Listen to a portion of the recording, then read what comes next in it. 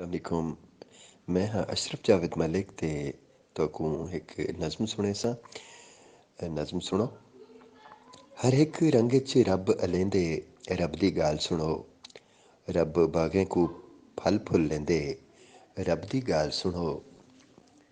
चिड़ी लाली कां मोरां ते लट्ठां दी, तितर बटेरियां बगते चाम चड़िट्ठां दी।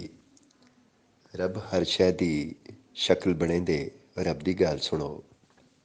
हर एक रंग च रब अलेंदे, रब दी गाल सुनो। सुहाने अंब कचनाल दे विचों फुटदा है, सुक्का हर एक वण खजां दी कैद तों छुटदा है। रब हर जा खुशबू घुलेंदे, रब दी गाल सुनो। हर एक रंग च रब अलेंदे, रब दी गाल सुनो। नील फलक विच मस्त हवा विच, नीले नीले बदलां विच। नील फलक विच मस्त हवा विच, नीले नीले बदलां विच।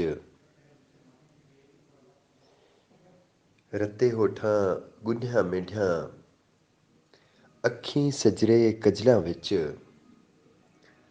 हर एक नक्श च रब बुलेंदे, रब दी गाल सुनो। हर एक रंग च रब अलेंदे, रब दी गाल सुनो। रब दी गाल सुनो। रब दी गाल सुनो। बहु मोहब्बत।